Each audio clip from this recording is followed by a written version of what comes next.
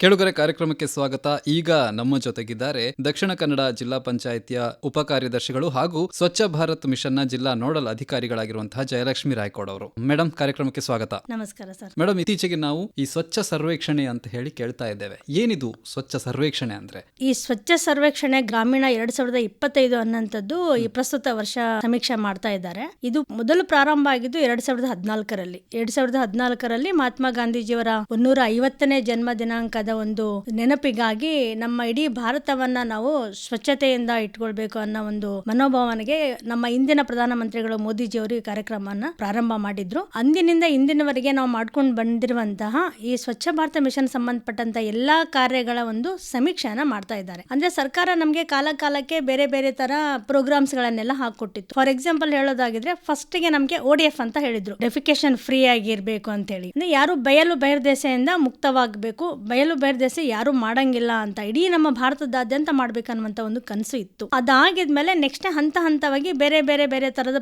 ಕಾರ್ಯಕ್ರಮಗಳನ್ನೆಲ್ಲ ಕೊಟ್ಟಿದ್ರು. First ODF ಇತ್ತು, ಅದಾಗಿದ್ಮೇಲೆ ಘನತ್ಯಾಜ್ಯ ಮತ್ತು ದ್ರವ ತ್ಯಾಜ್ಯ ನಿರ್ವಹಣೆ ಬಗ್ಗೆ ಬಂತು. ಈ ಪ್ರಸ್ತುತ ಬರ್ನಿಂಗ್ ಇಶ್ಯೂ ಇರುವಂತದ್ದು ನಮಗೆ ಪ್ಲಾಸ್ಟಿಕ್ ಮ್ಯಾನೇಜ್ಮೆಂಟ್ ಅಂತಾನು ಬಂದಿದೆ. ಈ 4 ಅಂಶಗಳಂದ್ರೆ ಈ 4 ಆಯಾಮಗಳಲ್ಲಿ ಯಾವ ರೀತಿಯಲ್ಲಿ ನಾವು ಪ್ರಗತಿಯನ್ನು ಸಾಧಿಸ್ತಾ ಇದ್ದೀವಿ, ನಾವು ಸಾಧಿಸಿರುವಂತ ಪ್ರಗತಿ ನಾವು ದಾಖಲೆಗಳನ್ನ ನಾವು ಸರ್ಕಾರಕ್ಕೆ ಸಲ್ಲಿಕೆ ಮಾಡ್ತೇವೆ. ಆದ್ರೆ ಜನರ ರೆಸ್ಪಾನ್ಸ್ ಏನಿದೆ, ಅದು ಫೀಲ್ಡ್ ಅಲ್ಲಿ ಪ್ರಾಪರ್ ಆಗಿ ಇಂಪ್ಲಿಮೆಂಟ್ ಆಯ್ತಾ, ನಾವು ಬರೀ ದಾಖಲೆಗಳನ್ನೇ ಮಾಡಿ ಸರ್ಕಾರಕ್ಕೆ ಏನಾದ್ರೂ ಕೊಡ್ತಾ ಇದ್ದೀವಾ, ಸೊ ಇದನ್ನೊಂದು ಕ್ರಾಸ್ ಚೆಕ್ ಮಾಡ್ಬೇಕು ಅನ್ನೋ ಒಂದು ಉದ್ದೇಶಕ್ಕಾಗಿ ಸರ್ಕಾರ ಹಾಕಿಕೊಂಡಿರುವಂತ ಒಂದು ಸಮೀಕ್ಷೆ ಕಾರ್ಯ ಇದು. ಅಂದ್ರೆ ಜನರು ಕೂಡ ಇದರಲ್ಲಿ ಭಾಗವಹಿಸಬಹುದು. ಖಂಡಿತ. ಈ ಸ್ವಚ್ಛ ಸರ್ವೇಕ್ಷಣಾ ಗ್ರಾಮೀಣ 2025 ಇರುವಂತದ್ದು ಓನ್ಲಿ ಫಾರ್ ಸಿಟಿಜನ್ಸ್, ನಾಗರಿಕರಿಗಾಗಿನೇ ಮಾತ್ರ ಇರೋದು. ನಮ್ಮೆಲ್ರಿಗೂ ಗೊತ್ತಿರೋ ಹಾಗೆ ಇವತ್ತು ಮೊಬೈಲ್ ಇರದೆ ಮನೇನೂ ಇಲ್ಲ, ಮೊಬೈಲ್ ಇರದೆ ಮನುಷ್ಯರು ಇಲ್ಲ. ಅಬಾಲ ವೃದ್ಧರವರೆಗೂ ಎಲ್ಲರ ಕೈನಲ್ಲಿ ಮೊಬೈಲ್ಸ್ ಇದೆ. ಸೊ ಈ ಸಮೀಕ್ಷೆಗಾಗಿನೂ ಸಹ ಅವರು ಮೊಬೈಲ್ ಆ್ಯಪ್ ಅನ್ನೇ ಬಳಕೆ ಮಾಡ್ತಾ ಇದ್ದಾರೆ. ಈಗ ಹೇಗೆ ಭಾಗವಹಿಸಬೇಕು ಅನ್ನೋದಕ್ಕಿಂತ ಮುಂಚೆ ಇದರಲ್ಲಿ ಯಾವೆಲ್ಲ ವಿಚಾರಗಳು ಬರುತ್ತೆ, ಯಾವೆಲ್ಲ ವಿಷಯಗಳು ಇದರ ಒಂದು ವ್ಯಾಪ್ತಿಗೆ ಬರುತ್ತೆ? ಈ ಸ್ವಚ್ಛ ಸರ್ವೇಕ್ಷಣಾ ಗ್ರಾಮೀಣ 2025 ವ್ಯಾಪ್ತಿ ನಮ್ಮ ಎಲ್ಲ ಗ್ರಾಮೀಣ ಪ್ರದೇಶಗಳಿಗೆ ಮಾತ್ರ ಸೀಮಿತ ಇದೆ. ನಮ್ಮ ದಕ್ಷಿಣ ಕನ್ನಡ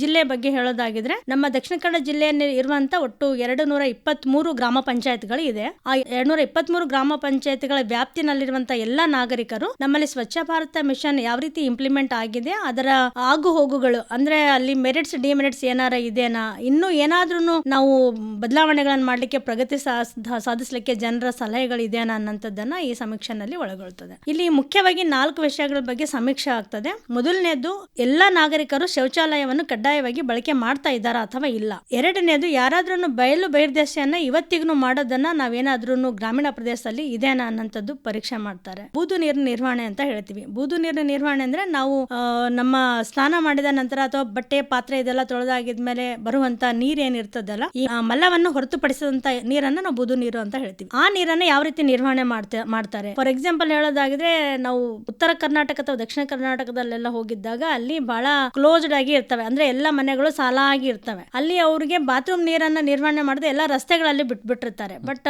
ಆ ಸೀನ್ ನಮ್ಮ ದಕ್ಷಿಣ ಕನ್ನಡದಲ್ಲಿ ಇಲ್ಲ. ಇಲ್ಲಿ ಸ್ಕ್ಯಾಟರ್ಡ್ ಪಾಪ್ಯುಲೇಷನ್ ಇರೋದಕ್ಕಾಗಿ ಮನೆಯಿಂದ ಮನೆಗೆ ಬಹಳಷ್ಟು ಅಂತರಗಳಿರೋದ್ರಿಂದ, ಆಮೇಲೆ ಪ್ರತಿ ಮನೆಯಲ್ಲಿ ಕಿಚನ್ ಗಾರ್ಡನ್ಸ್ ಇದೆ. ಈ ಕಿಚನ್ ಗಾರ್ಡನ್ ಇರೋದ್ರಿಂದ ಆ ನೀರನ್ನ ಹೆಚ್ಚಾಗಿ ಎಲ್ಲರೂ ಅಲ್ಲೇನೆ ಬಳಕೆ ಮಾಡ್ತಾರೆ, ಅವ್ರಿಗೆ ಅದನ್ನ ಕರೆಕ್ಟ್ ಆಗಿ ಯೂಸ್ ಆಗ್ತಾ ಇದೆ. ಸೊ ಆ ನೀರಿನ ನಿರ್ವಹಣೆ ಯಾವ ರೀತಿ ಇದೆ ಅನ್ನೋಂಥದ್ದು 3ನೇ ಆಯಾಮ ಆಗಿದ್ರೆ, 4ನೇದು ಈ ಪ್ಲಾಸ್ಟಿಕ್ ವೇಸ್ಟ್ ಅನ್ನ ಯಾವ ರೀತಿ ನಾವು ನಿರ್ವಹಣೆ ಮಾಡ್ತಾ ಇದೀವಿ, ಅದರ ಸರ್ಕಾರ ಕೊಟ್ಟಿರುವಂತಹ ಮಾರ್ಗಸೂಚಿಗಳ ಅನುಗುಣವಾಗಿನೇ ಇದೆನಾ, ಅಲ್ಲಿ ಏನಾದ್ರೂ ಇನ್ನು ಹೆಚ್ಚಿನ ಪ್ರಗತಿ ಅವಶ್ಯಕತೆ ಇದೆನಾ ಅನ್ನುವಂಥದ್ದನ್ನ ಮೆಜರ್ ಮಾಡ್ತಾ ಇದ್ದಾರೆ. ಇದು ಸರ್ವೇಕ್ಷಣೆ ಮಾತ್ರವಾ ಅಥವಾ ಅದರಲ್ಲಿ ಏನಾದ್ರೂ ಅವರು ತಮ್ಮ ಕುಂದುಕೊರತೆಗಳನ್ನ ಅಥವಾ ದೂರುಗಳನ್ನ ಕೂಡ ಕೊಡಬಹುದಾ? ಇಲ್ಲಿ ಕುಂದುಕೊರತೆ ದೂರುಗಳು ಕೊಡ್ಲಿಕ್ಕೆ ಪ್ರಶ್ನೆಗಳಲ್ಲಿ ಅವಕಾಶ ಇಲ್ಲ. ಇಲ್ಲಿ ಒಟ್ಟು 13 ಪ್ರಶ್ನೆಗಳು ಸಂಪೂರ್ಣವಾಗಿ ವಿಷಯಕ್ಕೆ ಸಂಬಂಧಪಟ್ಟಂತದ್ದು ಮಾತ್ರ ಇದೆ. ಸಾರ್ವಜನಿಕರಿಗೆ ನಾನು ನನ್ನ ಪರ್ಸನಲ್ ಆಗಿ ಈ ಸಮಯದಲ್ಲಿ ಹೇಳಲಿಕ್ಕೆ ಇಷ್ಟಪಡ್ತೀನಿ, ಅವರಿಗೆ ಬೇಕಾಗುವಂತ ಯಾವುದೇ ದೂರುಗಳಿದ್ರು, ಕುಂದುಕೊರತೆಗಳನ್ನಿದ್ರು ತಕ್ಷಣವಾಗಿ ನಮ್ಮ ಜಿಲ್ಲಾ ಪಂಚಾಯತ್ಗೆ ಸಂಪರ್ಕ ಮಾಡಿದ್ರೆ ಖಂಡಿತವಾಗಿಯೂ ನಾವು ಅದನ್ನ ಅಟೆಂಡ್ ಮಾಡ್ತೀವಿ. ಈಗ ಈ ಒಂದು ಸರ್ವೇಕ್ಷಣೆಯಲ್ಲಿ ನಮ್ಮ ನಾಗರಿಕರು ಹೇಗೆ ಭಾಗವಹಿಸಬಹುದು? ಈ ಸರ್ವೇಕ್ಷಣೆಯಲ್ಲಿ ಭಾಗವಹಿಸಲಿಕ್ಕೆ ನಾಗರಿಕರಿಗೆ ಇರುವಂತ ಅತಿ ಅನುಕೂಲವಾಗಿರುವಂತಹ ಒಂದು ಮಾಧ್ಯಮ ಅಂದ್ರೆ ಮೊಬೈಲ್.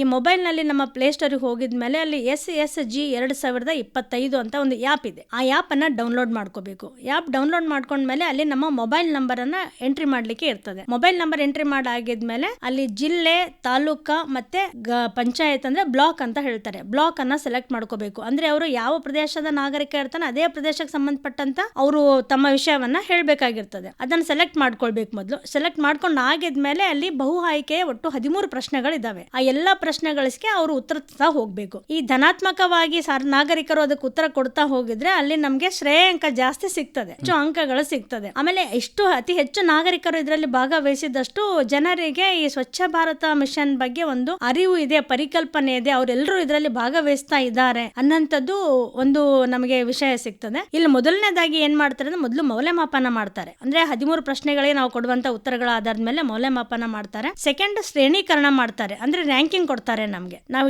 ನ್ಯಾಷನಲ್ ಲೆವೆಲ್ ಅಲ್ಲಿ ನಮ್ಮ ದಕ್ಷಿಣ ಕನ್ನಡ ಯಾವ ಪೊಸಿಷನ್ ಅಲ್ಲಿ ಇದೆ ಅನ್ನೋದು ಒಂದು ಶ್ರೇಣೀಕರಣ ಕೊಡ್ತಾರೆ. ಈ ನಮ್ಮ ಅಪೇಕ್ಷೆ ಮತ್ತು ನಾವು ನಾಗರಿಕರಿಗೆ ನಮ್ಮ ರಿಕ್ವೆಸ್ಟ್ ಏನು ಅಂತಂದ್ರೆ ನಮ್ಮ ದಕ್ಷಿಣ ಕರ್ನಾಟಕ ನಮ್ಮ ಭಾರತ ದೇಶದಲ್ಲಿ ನಮ್ಮ ಸ್ಥಾನ ಕಾಣಬೇಕು, ಅತಿ ಹೆಚ್ಚು ನಾಗರಿಕರು ಇದರಲ್ಲಿ ಭಾಗವಹಿಸಬೇಕು. ಭಾಗವಹಿಸಿದ್ದೇ ಆಗಿದ್ರೆ ನಮ್ಮ ಒಂದು ಸ್ಥಾನ ನಾವು ದೇಶ ಮಟ್ಟದಲ್ಲಿ ತಗೊಂಡೋಗ್ಲಿಕ್ಕೆ ಸಾಧ್ಯ ಇದೆ. ಹಾಗಾಗಿ ಪ್ರತಿ ನಾಗರಿಕರು ಇದರಲ್ಲಿ ಭಾಗವಹಿಸಬೇಕು ಅನ್ನೋಂಥದ್ದು ನಮ್ಮ ಒಂದು ಮನವಿನೂ ಇದೆ. ಈಗ ಈ ಹಿಂದಿನ ಒಂದು ಸರ್ವೇಕ್ಷಣೆಗಳಲ್ಲಿ ನಮ್ಮ ಪ್ರದರ್ಶನ ಹೇಗಿತ್ತು? ಹಿಂದೆ ಸುಮಾರು ಸರ್ವೇಕ್ಷಣೆಗಳಾಗಿದ್ದೆ, ಯಾವ ಸರ್ವೇಕ್ಷಣೆನಲ್ಲೂ ನಮ್ಮ ರ್ಯಾಂಕಿಂಗ್ ಬರಲಿಲ್ಲ.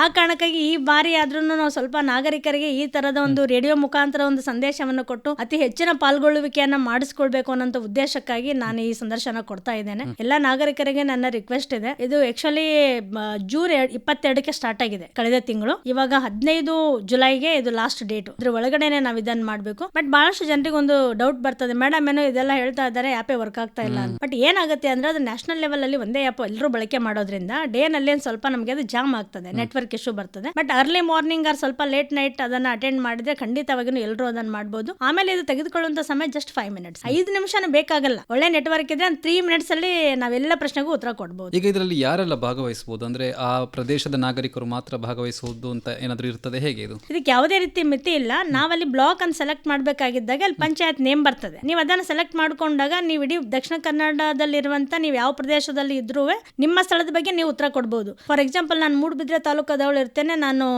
ಬೆಳ್ತಂಗಡಿನಲ್ಲಿ ವಾಸ ಮಾಡಿರ್ತೇನೆ ಅಂತ ಇಟ್ಕೊಳ್ಳಿ. ಇಲ್ಲ ನನ್ನ ಪ್ಲೇಸ್ ನಾನು ಹೇಳ್ಬೇಕಲ್ಲ ಅಂತ ಅನ್ಸಿದ್ರೆ ಖಂಡಿತವಾಗ್ಲೂ ನಮ್ಮ ಸ್ವಂತ, ಯಾಕಂದ್ರೆ ನಮ್ಮ ಸ್ಥಳದ ಮೇಲೆ ನಮಗೆ ಒಂದು ಅಭಿಮಾನ ಇರುತ್ತೆ, ನಾವು ಆ ಸ್ಥಳವನ್ನೇ ಆಯ್ಕೆ ಮಾಡ್ಕೊಂಡು ಹೇಳ್ಬೋದು. ಇಲ್ಲಿ ಯಾವುದೇ ರೀತಿ ವಯಸ್ಸಿನ ಮಿತಿ ಇಲ್ಲ. ಶಾಲಾ ವಿದ್ಯಾರ್ಥಿಗಳು ಹೇಳ್ಬೋದು, ಕಾಲೇಜು ವಿದ್ಯಾರ್ಥಿಗಳು ಹೇಳ್ಬೋದು, ಹಿರಿಯರು ಹೇಳ್ಬೋದು, ನಾಗರಿಕರು ಹೇಳ್ಬೋದು, ಗೃಹಿಣಿಯರು ಹೇಳ್ಬೋದು. ಯಾಕಂದ್ರೆ ತ್ಯಾಜ್ಯ ಅನ್ನುವಂಥದ್ದು ಎಲ್ಲ ಮನುಷ್ಯರಿಗೆ ಸಂಬಂಧಪಡ್ತದೆ. ಒಂದು ಮಗು ಹುಟ್ಟಿದಾಗಿನಿಂದ ತ್ಯಾಜ್ಯ ಸ್ಟಾರ್ಟ್ ಆಯ್ತು ಅಂದ್ರೆ ಅವ್ನ ಕೊನೆ ದಿನದವರೆಗೂ ತ್ಯಾಜ್ಯ ಇರ್ತದೆ. ತ್ಯಾಜ್ಯ ಅವ್ರಿಗೆ ಇವ್ರಿಗೆ ಅನ್ನುವಂತ ಒಂದು ಸಪರೇಷನ್ ಇಲ್ಲಿ ಏನೂ ಇಲ್ಲ. ಸರ್ವ ನಾಗರಿಕರು ಇದರಲ್ಲಿ ಭಾಗವಹಿಸಬಹುದು. ಯಾವುದೇ ವಯಸ್ಸಿನ ಮಿತಿ ಇಲ್ಲ, ಯಾವುದೇ ಲಿಂಗ ತಾರತಮ್ಯ ಇಲ್ಲ, ಯಾವುದೇ ಬಡವ ಶ್ರೀಮಂತ ಅನ್ನುವಂತ ಭೇದ ಭಾವ ಇಲ್ಲ. ಸರ್ವ ನಾಗರಿಕರಿಗೂ ಸಮಾನ ಅವಕಾಶ ಇದರಲ್ಲಿ ಭಾಗವಹಿಸಲಿಕ್ಕೆ ಇದೆ. ಮೊಬೈಲ್ ಇರಬೇಕು, ಮೊಬೈಲ್ ಅಲ್ಲಿ ಆಪ್ ಇನ್ಸ್ಟಾಲ್ ಮಾಡಿರಬೇಕು. ಆಪ್ ಇನ್ಸ್ಟಾಲ್ ಮಾಡ್ಕೊಳ್ಬೇಕು. ಅದು ಇರಲ್ಲ ಯೂಶುವಲಿ, ನಾವು ಮಾಡ್ಕೊಳ್ಬೇಕು. ಪ್ಲೇ ಸ್ಟೋರ್ ಅಲ್ಲಿ ಹೋಗಿ ಮಾಡ್ಕೊಳ್ಬೇಕು. ಅದರ ಹೆಸರನ್ನು ಮತ್ತೊಮ್ಮೆ ಹೇಳಿ ನಮ್ಮ SSG 2025. SSG 2025 ಈ ಆಪ್ ಅನ್ನು ಡೌನ್ಲೋಡ್ ಮಾಡಿ ಅವರು ನಮಗೆ ಈ ಸರ್ವೇಕ್ಷಣೆಯಲ್ಲಿ ಪಾಲ್ಗೊಳ್ಳಬಹುದು. ಖಂಡಿತವಾಗಿ ಮೇಡಮ್, ಹಾಗೆ ನಮ್ಮ ಈ ಒಂದು ಪ್ರದೇಶದಲ್ಲಿ ಅಥವಾ ವಿಶೇಷವಾಗಿ ದಕ್ಷಿಣ ಕನ್ನಡ ಜಿಲ್ಲೆಯ ಗ್ರಾಮೀಣ ಭಾಗದಲ್ಲಿ ಈ ಸ್ವಚ್ಛ ಭಾರತ ಯೋಜನೆ ಅನುಷ್ಠಾನ ಯಾವ ರೀತಿ ನಡೀತಾ ಇದೆ? ನಮ್ಮ ಗ್ರಾಮೀಣ ಭಾಗದಲ್ಲಿ ಒಂದು ಹೆಮ್ಮೆಯ ಸಂಗತಿ ನಾನು ನಿಮ್ಮ ಜೊತೆ ಶೇರ್ ಮಾಡ್ಕೊಳ್ಳೋಕೆ ಇಷ್ಟಪಡ್ತೇನೆ. ಇಡೀ ನಮ್ಮ ಕರ್ನಾಟಕದಲ್ಲೇನೆ ಮೊಟ್ಟ ಮೊದಲ ಬಾರಿಗೆ ನಮ್ಮ ಸಂಜೀವಿನಿ ಒಕ್ಕೂಟದ ಮಹಿಳೆಯರಿಂದ ನಮ್ಮ ಕಸದ ಗಾಡಿಗಳನ್ನು ಅವರೇ ಮಹಿಳೆಯರೇ ಡ್ರೈವರ್ ಆಗಿ ಕೆಲಸ ಮಾಡ್ತಾ ಇದ್ದಾರೆ. ಫಸ್ಟ್ ಡ್ರೈವರ್ ಆಗಿದ್ದು ನಮ್ಮ ದಕ್ಷಿಣ ಕನ್ನಡ ಜಿಲ್ಲೆ ಅರಂತೋಡು ಗ್ರಾಮ ಪಂಚಾಯತ್ ಸುಳ್ಳೆ ತಾಲೂಕದಲ್ಲಿ ಬರುತ್ತೆ. ಸೊ ಇಲ್ಲಿ ಯಾಕೆ ನಾವು ಮಹಿಳೆಯರನ್ನೇ ವೆಹಿಕಲ್ಸ್ ಡ್ರೈವರ್ಸ್ ಅಂತ ಮಾಡ್ತಾ ಇದ್ದೀವಿ ಅಂದ್ರೆ 2 ಉದ್ದೇಶ ಇದೆ. ಒಂದು, ಮಹಿಳೆ ಹತ್ರ ಕಸ ಕಲೆಕ್ಟ್ ಮಾಡ್ಲಿಕ್ಕೆ ಹೋಗಿದ್ದಾಗ ಯೂಶುವಲಿ ನಾವು ಮನೆಯಲ್ಲಿ ಕಸ ಸಂಗ್ರಹಣೆ ಆಗಿದ್ದನ್ನ ಕೊಡ್ಬೇಕಾದ್ರೆ ಗೃಹಿಣಿಯರದೇ ಅಲ್ಲಿ ಪ್ರಮುಖ ಪಾತ್ರ ಇರ್ತದೆ. ಈ ಮಹಿಳೆ ಹತ್ರ ಹೋಗಿದ್ದಾಗ ಅಲ್ಲಿ ಕಸವನ್ನ, ತ್ಯಾಜ್ಯವನ್ನ ಯಾವ ರೀತಿ ವಿಂಗಡಣೆ ಮಾಡಿಕೊಡ್ಬೇಕು, ಹಸಿ ತ್ಯಾಜ್ಯ ಮತ್ತು ಒಣ ತ್ಯಾಜ್ಯ ಅಂತ ನಾವು ಹೇಳ್ತೀವಿ. ಹಸಿ ತ್ಯಾಜ್ಯದಿಂದ ನಾವು ಗೊಬ್ಬರಗಳನ್ನ ತಯಾರು ಮಾಡಿದ್ರೆ, ಒಣ ತ್ಯಾಜ್ಯ ಏನ್ ಮಾಡ್ತೀವಿ ಅದನ್ನ ರೀಪ್ರೊಸೆಸಿಂಗ್ ಗೆ ಕಳಿಸ್ತೀವಿ. ರೀಪ್ರೊಸೆಸ್ ಆಗದೆ ಇರುವಂತ ತ್ಯಾಜ್ಯವನ್ನ RDF ಅಂತ ಹೇಳಿ ನಾವು ಫ್ಯಾಕ್ಟರಿಗಳಿಗೆ ಬರ್ನ್ ಮಾಡ್ಲಿಕ್ಕೆ ಕಳಿಸ್ತೀವಿ. ಇನ್ಸ್ಟೆಡ್ ಆಫ್ ಕೋಲ್ ಬದಲು ಅದನ್ನು ಬಳಸಲಿಕ್ಕೆ ಇರ್ತದೆ. ಸೊ ಹಾಗಾಗಿ ನಮ್ಮ ಎಲ್ಲ 223 ಗ್ರಾಮ ಪಂಚಾಯತ್ಗಳಲ್ಲೂ ಕಸದ ವಾಹನಗಳಿದಾವೆ. ಆ ಕಸದ ವಾಹನಗಳು ಪ್ರತಿನಿತ್ಯ ಬೆಳಗ್ಗೆ ಮನೆಗೆ ಕಸ ಸಂಗ್ರಹಣ ಮಾಡಿ ಆ ಪ್ರತ್ಯೇಕವಾಗಿ ಸಂಗ್ರಹಣೆ ಮಾಡ್ತಾರೆ. ನಮ್ಮ ದಕ್ಷಿಣ ಕನ್ನಡದಲ್ಲಿ ಗ್ರಾಮೀಣ ಪ್ರದೇಶದಲ್ಲಿ ನಾವು ಹಸಿ ತ್ಯಾಜ್ಯ ಸಂಗ್ರಹಣೆ ಮಾಡಲ್ಲ, ಒಣ ತ್ಯಾಜ್ಯ ಮಾತ್ರ ಮಾಡ್ತಾ ಇದೀವಿ. ಹಸಿ ತ್ಯಾಜ್ಯ ಯಾಕೆ ನಾವು ಮಾಡ್ತಾ ಇಲ್ಲ ಅಂತಂದ್ರೆ, ಇಲ್ಲಿ 90% ಮನೆಗಳಲ್ಲಿ ಕಿಚನ್ ಗಾರ್ಡನ್ಸ್ ಗಳಿದೆ. ಅಂದ್ರೆ ಅವ್ರದೇ ಆದಂತ ಒಂದು ಸಣ್ಣ ಕೈತೋಟ ಇದೆ, ಬಾಳೆ ತೋಟನೋ ಅಡಿಕೆನೋ ತೆಂಗೋ, ಒಟ್ಟು ಅವ್ರದ್ದು ಒಂದು ತರಕಾರಿ ಇರುವಂತ ತೋಟನೂ ಇದೆ. ಸೊ ಅವರ ಹಸಿ ತ್ಯಾಜ್ಯವನ್ನು ಅವ್ರ ಮನೆ ಹಂತದಲ್ಲೇ ಅವ್ರು ಅದನ್ನು ಪ್ರೊಸೆಸಿಂಗ್ ಮಾಡ್ಕೊಳ್ತಾ ಇದ್ದಾರೆ. ಅದನ್ನು ತಗೊಂಡೋಗಿ ಗಿಡದ ಬಡ್ಡಿಗೆ ಹಾಕಿದ್ರೆ ಸಾಕು, ಅವ್ರು ಜಾಸ್ತಿ ಏನೋ ಮಾಡೋದು ಬೇಕಾಗಿಲ್ಲ. ಅತಿ ಹೆಚ್ಚಿನ ಪ್ರಮಾಣದ ಸಂಗ್ರಹ ಆಗಿದ್ರೆ ಮಾತ್ರ ನಮಗೆ ತಲೆನೋವು. ಅದನ್ನೆಲ್ಲ ಪ್ರೊಸೆಸಿಂಗ್ ಮಾಡಲಿಕ್ಕೆ ಆ ಕೆಮಿಕಲ್ಸ್ ಎಲ್ಲ ಯೂಸ್ ಮಾಡೋದು, ಅದಕ್ಕೆ ಅತಿ ಹೆಚ್ಚಿನ ಯಂತ್ರೋಪಕರಣಗಳು ಬಳಕೆ ಮಾಡೋದು, ಅದೆಲ್ಲ ಪ್ರಶ್ನೆ ಬರ್ತದೆ. ಸೊ ಇಲ್ಲಿ ನಾವು ಗ್ರಾಮೀಣ ಪ್ರದೇಶದಲ್ಲಿ ಕೇವಲ ಒಣ ತ್ಯಾಜ್ಯ ಮಾತ್ರ ಸಂಗ್ರಹಣ ಮಾಡ್ತಾ ಇದ್ದೀವಿ. ಆ 223 ಪಂಚಾಯತ್ಗಳಲ್ಲಿ ಪ್ರತಿನಿತ್ಯ ಬೆಳಗ್ಗೆ ಸಂಜೀವಿನಿ ಒಕ್ಕೂಟದ ಮಹಿಳೆಯರಿಂದ ಕಸಗಳನ್ನ ಸಂಗ್ರಹಣೆ ಮಾಡಿ ಸ್ವಚ್ಛ ಸಂಕೀರ್ಣ ಅಂತ ಇದೆ. ಒಂದು ಪಂಚಾಯತಿ ಒಂದು ಸ್ವಚ್ಛ ಸಂಕೀರ್ಣವನ್ನು ಕಟ್ಟಿದ್ವಿ. ಸ್ವಚ್ಛ ಸಂಕೀರ್ಣ ಮೀನ್ಸ್ ಸ್ಯಾನಿಟರಿ ಕಾಂಪ್ಲೆಕ್ಸ್ ಅಂತ ಅಂತ ಹೇಳ್ತೀವಿ. ಈ ನಾವು ಕಲೆಕ್ಟ್ ಮಾಡಿರುವಂಥ ಎಲ್ಲ ಒಣತ್ಯಾಜ್ಯವನ್ನು ನಾವು ತಗೊಂಡೋಗಿ ಅಲ್ಲಿ ನಾವು ಸ್ಟೋರ್ ಮಾಡ್ತೀವಿ. ಅದಾಗಿದ್ಮೇಲೆ ನೆಕ್ಸ್ಟ್ ಅದು ಎಲ್ಲಿ ಹೋಗ್ತದೆ ಅಂತಂದರೆ, ನಮ್ಮಲ್ಲಿ 4 MRF ಯೂನಿಟ್ಸ್ಗಳನ್ನು ಮಾಡಿದ್ದೀವಿ. MRF ಅಂದರೆ ಮಟೀರಿಯಲ್ ರಿಕವರಿ ಫೆಸಿಲಿಟಿ ಅಂತ. ಈ ಮಟೀರಿಯಲ್ ರಿಕವರಿ ಫೆಸಿಲಿಟಿ ಅನ್ನುವಂಥದ್ದು ಪುತ್ತೂರು ತಾಲೂಕಿನಲ್ಲಿ ಕೆದಂಬಾಡಿಯಲ್ಲಿ ಇದೆ, ಬಂಟ್ವಾಳ ತಾಲೂಕಿನ ನರಿಕುಂಬದಲ್ಲಿದೆ, ಮಂಗಳೂರು ತಾಲೂಕಿನ ಎಡಪದುವದಲ್ಲಿದೆ, ಬೆಳ್ತಂಗಡಿ ತಾಲೂಕಿನ ಉಜಿರೆನಲ್ಲಿದೆ. ಈ 4 ಸ್ಥಳಗಳಲ್ಲಿ 4 MRF ಯೂನಿಟ್ಗಳನ್ನು ನಾವು ಮಾಡಿದ್ದೀವಿ. ಈ ಪ್ರತಿ MRF ಅಂದರೆ ನಮ್ಮ ಎಡಪದು MRFನಲ್ಲಿ 10 TPD ಇದೆ. ಒಂದು ದಿವಸಕ್ಕೆ 10 ಟನ್ ಪರ್ ಡೇ ಅಂತ ಪ್ರೊಸೆಸಿಂಗ್ ಕೆಪಾಸಿಟಿ ಮೇಲೆ ಮಾಡಿದ್ದೀವಿ. ಈ ಒಣತ್ಯಾಜ್ಯವನ್ನೆಲ್ಲ ಸ್ವಚ್ಛ ಸಂಕೀರ್ಣದಿಂದ ನೇರವಾಗಿ MRF ಯೂನಿಟ್ಗೆ ಹೋಗ್ತದೆ. ಆ MRF ಯೂನಿಟ್ನಲ್ಲಿ ಆ ಎಲ್ಲ ಕಸವನ್ನು ಸುಮಾರು 50ರಿಂದ 60 ವಿಧವಾಗಿ ವಿಂಗಡಣೆ ಮಾಡ್ತಾರೆ. ಅಲ್ಲಿ ಸಿಂಗಲ್ ಯೂಸ್ ಪ್ಲಾಸ್ಟಿಕ್ ಯಾವುದಿದೆ, ಆಮೇಲೆ ನಾವು ರೀಸೈಕಲ್ಗೆ ಕಳಿಸುವಂಥ ಮಟೀರಿಯಲ್ಸ್ ಯಾವ್ದು ಬರ್ತದೆ, ಯಾವುದು ರೀಸೈಕಲ್ಗೆ ಹೋಗಲ್ಲ, ಅದನ್ನೆಲ್ಲ ನಾವು ಸಪ್ರೇಟ್ ಮಾಡಿ ಎಲ್ಲ ಸೆಗ್ರಿಗೇಷನ್ ಮಾಡಿ ಅಲ್ಲಿ ಬೇಲಿಂಗ್ ಮಾಡ್ತಾರೆ. ಅಂದರೆ ಭಾಳ ದೊಡ್ಡದಿರುವಂಥದ್ದನ್ನು ಅದನ್ನು ಪ್ರೆಸ್ ಮಾಡಿ ಬೇಲ್ ಮಾಡಿ ನಾವು ರೀಸೈಕಲಿಗೆ ಕಳಿಸ್ಲಿಕ್ಕೆ ನಾವು ಅದನ್ನು ಪ್ರೊಸೆಸಿಂಗ್ ಮಾಡ್ಕೊಳ್ತೀವಿ. ಯಾವುದು ರೀಸೈಕಲ್ ಆಗಲ್ಲ ಅಂಥದ್ದನ್ನೆಲ್ಲ ನಾವು RDF ಅಂತ ಹೇಳ್ತೀವಿ. RDF ಅಂತ ನಾವು ಸಿಮೆಂಟ್ ಫ್ಯಾಕ್ಟ್ರಿಗಳಿಗೆ ಅಥವಾ ಬೇರೆ ಇತರ ಫ್ಯಾಕ್ಟ್ರಿಗಳಿಗೆ ಅದನ್ನು ಬರ್ನಿಂಗ್ ಕೋಲಾಗಿ ಯೂಸ್ ಮಾಡಲಿಕ್ಕೆ ನಾವು ಕಳಿಸ್ತಾ ಇದ್ದೀವಿ. ಸೊ ಈ ರೀತಿಯಾಗಿ ನಮ್ಮಲ್ಲಿ ಸಂಗ್ರಹ ಆಗುವಂಥ ಎಲ್ಲ ತ್ಯಾಜ್ಯವನ್ನು ನಾವು MRF ಯೂನಿಟ್ಗಳ ಮುಖಾಂತರ ಪ್ರೊಸೆಸಿಂಗ್ ಮಾಡ್ತಾ ಇದ್ದೀವಿ. ಬಟ್ ಒಂದು ವಿಷಾದನೀಯ ಸಂಗತಿ ನಾನಿಲ್ಲಿ ಹೇಳಲಿಕ್ಕೆ ಇಷ್ಟಪಡ್ತೇನೆ. ನಾವು ಮನೆ ಕಸ ಸಂಗ್ರಹಣೆ ಮಾಡ್ತಾ ಇದ್ದಾಗ ನಮಗೊಂದು 80% ಜನ ಒಳ್ಳೆ ರೆಸ್ಪಾನ್ಸ್ ಕೊಡ್ತಾ ಇದ್ದಾರೆ, ನಾಗರಿಕರು, ನಮಗೆ ಕಸ ಸಂಗ್ರಹಣೆ ಆಗ್ತಾ ಇದೆ. ಬಟ್ ಈ ಸಂದರ್ಭದಲ್ಲಿ ನಾನು ಅದನ್ನು ಹೇಳಲೇಬೇಕು. ಅತಿ ಹೆಚ್ಚು ಸುಶಿಕ್ಷಿತರು, ನಾಗರಿಕರು ಮತ್ತು ಶ್ರೀಮಂತರು ಇರುವಂಥ ಸ್ಥಳದಲ್ಲಿ ನಮಗೆ ಅಂದರೆ ಪರಿಸರದಲ್ಲಿ ಹೆಚ್ಚು ಮಲಿನತೆ ಕಾಣಿಸ್ತಾ ಇದೆ. ಅವರು ನಾವು ಹೋಗಿದ್ದಾಗ ಮಲಗಿರ್ತಾರೆ, ಬಾಗ್ಲ ತೆಗಿಯಲ್ಲ, ನಮಗೆ ಕಸ ಕೊಡೋಲ್ಲ, ಅದನ್ನು ತಗೊಂಡೋಗಿ ರಸ್ತೆಗೆ ಹಾಕ್ತಾರೆ. ಸೊ ರಸ್ತೆಯಲ್ಲಿ ಕಸ ಬಿದ್ದಾಗ ಸಮಸ್ಯೆ ಏನು ಅಂತಂದರೆ ಅದು ಮಿಕ್ಸ್ ವೇಸ್ಟ್ ಇರ್ತದೆ. ಹಸಿ ತ್ಯಾಜ್ಯ ಒಣ ತ್ಯಾಜ್ಯ ಎರಡೂ ಮಿಕ್ಸ್ ಇದ್ದಾಗ ಅದನ್ನು ನಾವು ಯಾವ ರೀತಿ ಪ್ರೊಸೆಸ್ ಮಾಡಬೇಕು? ಗೊಬ್ಬರ ಮಾಡೋಕ್ಕೂ ಆಗಲ್ಲ, ಆ ಕಡೆ ನಾವು MRFಗೆ ತೊಗೊಂಡು ಹೋಗೋಕ್ಕೂ ಆಗಂಗಿಲ್ಲ. ಸೊ ಈ ರೀತಿಯಾಗಿ ನಮ್ಮ ಪೆರಿ ಅರ್ಬನ್ ಏರಿಯಾಸ್ ಅಂತ ಹೇಳ್ತೀವಿ ನಾವು. ಅಂದರೆ ನಗರ ಪ್ರದೇಶಗಳಿಗೆ ಹತ್ತಿರ ಇರುವಂಥ ಗ್ರಾಮ ಪಂಚಾಯತ್ಗಳಲ್ಲಿ ನಮಗೆ ರಸ್ತೆಗಳಲ್ಲಿ ಕಸ ಭಾಳ ಕಾಣಿಸ್ತಾ ಇದೆ. ಈ ಸರ್ವೇಕ್ಷಣೆ ಮಾಡುವಂಥವ್ರ ಉದ್ದೇಶ ಏನಿರ್ತದೆ ಅಂದರೆ, ಅಲ್ಲಿ physical appearance should be clear ಅಂತ ಇರ್ತದೆ. ನಾವು ಭೌತಿಕವಾಗಿ ಈ ಥರ ನಮ್ಮ ಕಣ್ಣು ಆಡಿಸಿದ್ರೆ ಸ್ವಚ್ಛವಾಗಿ ನಮ್ಮ ಮನೆ ಒಳಗಡೆ ನಾವು ಯಾವ ರೀತಿ ಪರಿಸರ ಮೇಂಟೈನ್ ಮಾಡ್ತೀವಿ, ನಮ್ಮ ಮನೆ ಹೊರಗಿನ ಪರಿಸರ ಸಹ ನಮ್ಮ ಒಳಗಿನ ಪರಿಸರ ರೀತಿಯಲ್ಲೇ ಇರಬೇಕು ಅನ್ನುವಂಥ ಒಂದು ಅಪೇಕ್ಷೆ ನಮ್ಮೆಲ್ಲರದ್ದು. ಸೊ ಅದು ನಮಗೆ ಮೇಂಟೈನ್ ಮಾಡಲಿಕ್ಕೆ ಸ್ವಲ್ಪ ಕಷ್ಟ ಆಗ್ತಾ ಇದೆ. ಇಲ್ಲಿ ಮೂಲ ಕಾರಣ ಅಂತಂದರೆ, ಈ ಸ್ವಚ್ಛ ಭಾರತ ಮಿಷನ್ದು ಎಲ್ಲ ಕಾರ್ಯಚಟುವಟಿಕೆಗಳಲ್ಲಿ ಸರ್ಕಾರಿ ಅಧಿಕಾರಿಗಳದ್ದು ಜವಾಬ್ದಾರಿ ಎಷ್ಟಿದೆಯೋ ನಾಗರಿಕನ ಜವಾಬ್ದಾರಿನೂ ಅಷ್ಟೇ ಇದೆ.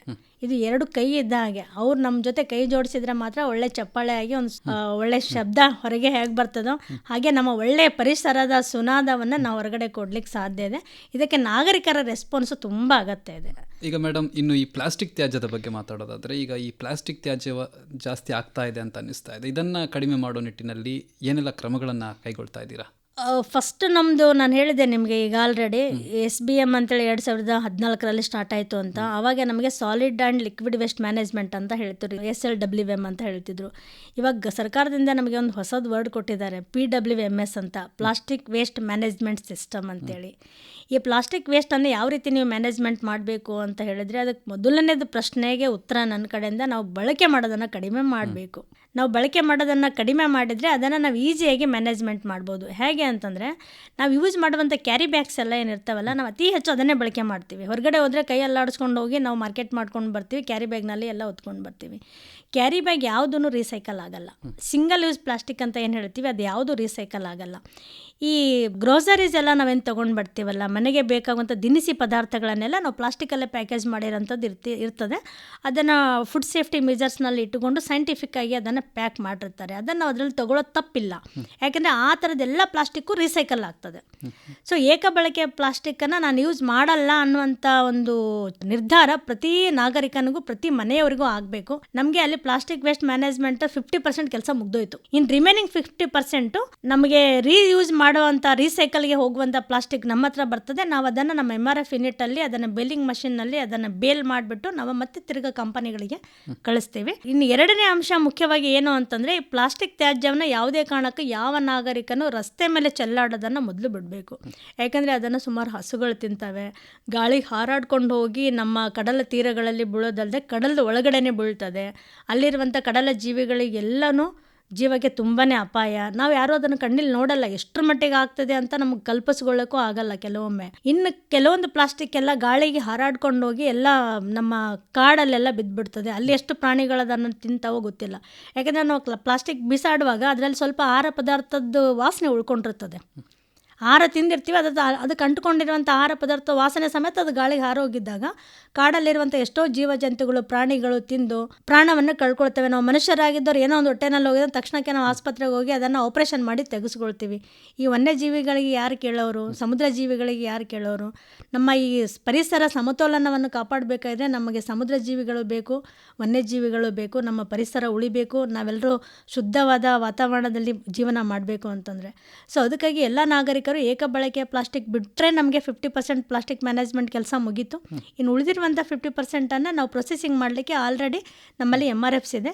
ಈ MRF ಬಗ್ಗೆ ನಾನು ಒಂದು ಮಾತು ಹೆಮ್ಮೆಯಿಂದ ಹೇಳಲಿಕ್ಕೆ ಇಷ್ಟಪಡೋದು ಏನಂದರೆ, ಇಡೀ ನಮ್ಮ ಭಾರತದಾದ್ಯಂತ ಮೊದಲ ಬಾರಿಗೆ ದಕ್ಷಿಣ ಕನ್ನಡದಲ್ಲಿ 4 MRFಗಳನ್ನು ನಾವು ಯೂನಿಟ್ಗಳನ್ನು ಸ್ಥಾಪನೆ ಮಾಡಿ ನಮ್ಮ 223 ಗ್ರಾಮ ಪಂಚಾಯತ್ಗಳನ್ನು ಅದಕ್ಕೆ ಮ್ಯಾಪಿಂಗ್ ಮಾಡಿದ್ದೀವಿ. ಅಂದರೆ ಒಂದು MRF ಘಟಕಗಳಿಗೆ ಇಷ್ಟು ಪಂಚಾಯತ್ಗಳು ತಮ್ಮ ಒಣ ತ್ಯಾಜ್ಯವನ್ನು ಸಂಗ್ರಹ ಮಾಡಿ ತಗೊಂಡೋಗಿ ಕೊಡಬೇಕು ಅವ್ರಿಗೆ ಪ್ರೊಸೆಸ್ ಮಾಡಲಿಕ್ಕೆ ಅಂತ. ತುಂಬ ಚೆನ್ನಾಗಿ ನಡೆದಿದೆ ಅದುವರೆಗೂ. ಮೇಡಮ್, ಈಗ ಕಡೆಯದಾಗಿ ಈ ಬಾರಿಯ ಒಂದು ಸರ್ವೇಕ್ಷಣೆ ಏನಿದೆ ಅದರಲ್ಲಿ ನಮ್ಮ ಜಿಲ್ಲೆಗೆ ಯಾವ ಸ್ಥಾನ ಬರ್ಬೋದು ಅಂತ ಅಂದ್ಕೊಂಡಿದ್ದೀರಾ ನೀವು? ನನಗೆ ತುಂಬ ಸಂತೋಷ. ಈಗ ಸದ್ಯದ ಮಟ್ಟಿಗೆ ಹೇಳಲಿಕ್ಕೆ ಏನು ಅಂತಂದರೆ, ಇದು ಒಂದು ವಾರದ ಹಿಂದುಗಡೆ ನಾನು ನಮ್ಮ ಎಲ್ಲ ಆಫೀಸರ್ಸ್ಗಳಿಗೆ ಒಂದು ಗೂಗಲ್ ಮೀಟ್ ಮಾಡಿ ಇದ್ರ ಬಗ್ಗೆ ಒಂದು ಅವೇರ್ನೆಸ್ ಕೊಟ್ಟು, ನಾನು ಜಿಲ್ಲಾ ಪಂಚಾಯತ್ನಲ್ಲಿ ಕೂತ್ಕೊಂಡಿದ್ದು ಮಾಡಲಿಕ್ಕಾಗಲ್ಲ, ಫೀಲ್ಡಲ್ಲಿರುವಂಥ ಎಲ್ಲ ನಮ್ಮ ಅಧಿಕಾರಿಗಳು ಸಾರ್ವಜನಿಕರಿಗೆ ಈ ವಿಷಯವನ್ನು ತಲುಪಿಸ್ಬೇಕು. ಪ್ರತಿಯೊಬ್ಬ ನಾಗರಿಕನಿಗೂ ಇದು ಮುಟ್ಟಬೇಕು. ವಿಶೇಷವಾಗಿ ಶಾಲಾ ಕಾಲೇಜಿನಲ್ಲಿರುವಂಥ ಎಲ್ಲ ವಿದ್ಯಾರ್ಥಿಗಳಿಗೆ ಇದು ತಲುಪಬೇಕಂದ್ರೆ ಎಲ್ಲ ಮಕ್ಕಳಲ್ಲೂ ಮೊಬೈಲ್ಸ್ ಇದೆ. ಸ್ಪೆಷಲಿ ಯಂಗ್ ಸ್ಟಾರ್ಸು, ನಮ್ಮ ಡಿಗ್ರಿ ಕಾಲೇಜಸ್ ಅಂತ ಹೇಳ್ತೀವಿ, ಯೂನಿವರ್ಸಿಟಿ ಅಂತ ಹೇಳ್ತೀವಿ, ಅಂತ ಎಲ್ರಿಗೂ ಈ ವಿಷಯ ಗೊತ್ತಾಗಿದ್ರೆ ಅವ್ರದ್ದು ಒಂದು ದಿವಸದ 5 ನಿಮಿಷ ಸಮಯವನ್ನು ಇದಕ್ಕೆ ವ್ಯಯ ಮಾಡಿದ್ದೇ ಆಗಿದ್ರೆ ಅತಿ ಹೆಚ್ಚು ಜನರು ಭಾಗವಹಿಸ್ತಾರೆ. 2 ದಿವಸದ ಹಿಂದೆ ನಾನು ತಗೊಂಡಿರುವಂಥ ಒಂದು ಡಾಟಾ ಪ್ರಕಾರ ಪ್ರಸ್ತುತ ನಮ್ಮ ಜಿಲ್ಲೆ ಇಡೀ ಕರ್ನಾಟಕದಲ್ಲೇ ಹೈಯೆಸ್ಟ್ ಫೀಡ್ಬ್ಯಾಕನ್ನು ಪಡೆದುಕೊಂಡಿದೆ. ಇವತ್ತಿಗೆ ಇದು 2200 ನಮ್ಮ ಜಿಲ್ಲೆದಿದೆ. ಆದರೆ ಕೆಳಗಡೆ ಇರುವಂಥ ಜಿಲ್ಲೆದು ಇನ್ನೂ 500ರಲ್ಲಿ ಇದ್ದಾರೆ. ತುಂಬ ಒಳ್ಳೆಯ ರೆಸ್ಪಾನ್ಸ್ ನಮಗೆ ಬರ್ತಾ ಇದೆ. ಸೊ ಇನ್ನು ಉಳಿದಿರುವಂಥದ್ದು ಕೇವಲ 4 ದಿನ ಮಾತ್ರ ನಮಗೆ. ಈ 4 ದಿನದಲ್ಲೇ ನಮ್ಮ ಎಲ್ಲ ನಾಗರಿಕರು ಕೈ ಜೋಡಿಸಿದ್ರೆ ನಮ್ಮ ಜಿಲ್ಲೆಯ ಹೆಸರು ನಮ್ಮ ದೇಶದ ಪಟ್ಟಿಯಲ್ಲಿ ಬರಬೇಕು ಅನ್ನುವಂಥದ್ದು ನಮ್ಮ ಅಪೇಕ್ಷೆ. ಅದ್ರ ಜೊತೆಗೆ ಇನ್ನೂ ಒಂದು ಉದ್ದೇಶ ಏನು ಅಂತಂದರೆ, ನಮ್ಮ ಇನ್ನೂ ಇಂಪ್ರೂವ್ಮೆಂಟ್ಸಿಗೆ ಏನು ಬೇಕು ಅನ್ನುವಂಥದ್ದನ್ನು ಗೌರ್ಮೆಂಟಿಂದ ನಮಗೆ ಫೀಡ್ಬ್ಯಾಕ್ ಸಿಗ್ತದೆ. ಯಾಕಂದರೆ ಇಲ್ಲಿ ಮೊದಲನೇದು ಮೌಲ್ಯಮಾಪನ, 2ನೇದು ಶ್ರೇಣೀಕರಣ, 3ನೇದು ಮೇಲ್ವಿಚಾರಣೆ. ಮತ್ತು ನಾವು ಯಾವ ರೀತಿ ಇಂಪ್ರೂವ್ಮೆಂಟ್ಸ್ ಮಾಡಬೇಕು ಅನ್ನುವಂಥ ಸಲಹೆ ಮತ್ತು ಸೂಚನೆಗಳನ್ನು ಸಹ ಸರ್ಕಾರದಿಂದ ನಮಗೆ ಸಿಗ್ತದೆ. ಅದಕ್ಕೆ ಜೊತೆಗೆ ನಮಗೆ ಒಂದು ಇನ್ಸೆಂಟಿವ್ ಫಂಡ್ ಬರ್ತದೆ. ಅದರಿಂದ ನಮಗೆ ಇನ್ನೂ ಒಳ್ಳೆಯ ಪ್ರಗತಿ ಕಾರ್ಯಗಳನ್ನು ತಗೊಳ್ಳಿಕ್ಕೆ ಸಾಧ್ಯ ಆಗ್ತದೆ. ಈ ಪ್ಲಾಸ್ಟಿಕ್ ವೇಸ್ಟ್ ಬಗ್ಗೆ ಹೇಳುವಾಗ ನಾನು ಒಂದು ಮರ್ತು ಹೋಗಿದ್ದೀನಿ. ಒಂದು ಹೊಸ ಇನಿಷಿಯೇಟಿವ್ಸ್ ನಮ್ಮ ಜಿಲ್ಲೆನಲ್ಲಿ ತಗೊಂಡಿದ್ದೇನೆಂದರೆ, ಪ್ಲಾಸ್ಟಿಕ್ಕಿಂದ ನಾವು ರಸ್ತೆಯನ್ನು ಮಾಡಿದ್ದೀವಿ. ಬೆಳ್ತಂಗಡಿ ತಾಲೂಕಿನ ಉಜಿರೆಯಲ್ಲಿ ಅಲ್ಲಿ ನಮ್ಮ MRF ಯೂನಿಟ್ ಇದೆಯಲ್ಲ, ಆ MRF ಯೂನಿಟ್ನಿಂದ ಮೇನ್ ರೋಡ್ವರೆಗೂ ಒಂದು 200 ಮೀಟ್ರ್ ರಸ್ತೆ ಮಾಡಬೇಕಾದ್ರೆ ಅಲ್ಲಿ ನಾವು ಪ್ಲಾಸ್ಟಿಕ್ಕನ್ನು ಬಳಕೆ ಮಾಡಿದ್ದೀವಿ. ಮತ್ತು ನಮ್ಮ ದಕ್ಷಿಣ ಕನ್ನಡ ಜಿಲ್ಲೆ ಬೇರೆ ಬೇರೆ ಕಡೆನೂ ಸಹ ರಸ್ತೆಗಳನ್ನು ಡಾಂಬರೀಕರಣ ಮಾಡಬೇಕಾದ್ರೆ ಅದರಲ್ಲಿ ಪ್ಲಾಸ್ಟಿಕ್ ಅದನ್ನು ಸ್ಟ್ರೆಡಿಂಗ್ ಮಾಡಿ ಪೌಡ್ರ್ ಮಾಡ್ತಾರೆ. ಪ್ಲಾಸ್ಟಿಕ್ಕಿಂದ ಪೌಡ್ರ್ ಮಾಡಿ ಅವ್ರು ಡಾಂಬರೀಕರಣ ಮಾಡುವಾಗ ಡಾಂಬರಲ್ಲಿ ಮಿಕ್ಸ್ ಮಾಡಿ ಅದನ್ನು ಹಾಕಬೇಕು. ತುಂಬ ಒಳ್ಳೆಯ ರೀತಿಯ ರಸ್ತೆಗಳು ನಿರ್ಮಾಣ ಆಗ್ತಾ ಇದ್ದಾವೆ. ಅದರಲ್ಲೂ ಸಹ ನಾವು ಬಳಕೆ ಮಾಡಿದ್ದೀವಿ. ಧನ್ಯವಾದಗಳು ಮೇಡಮ್, ಕಾರ್ಯಕ್ರಮದಲ್ಲಿ ಭಾಗವಹಿಸಿದ್ದಕ್ಕಾಗಿ. ತುಂಬ ಧನ್ಯವಾದ.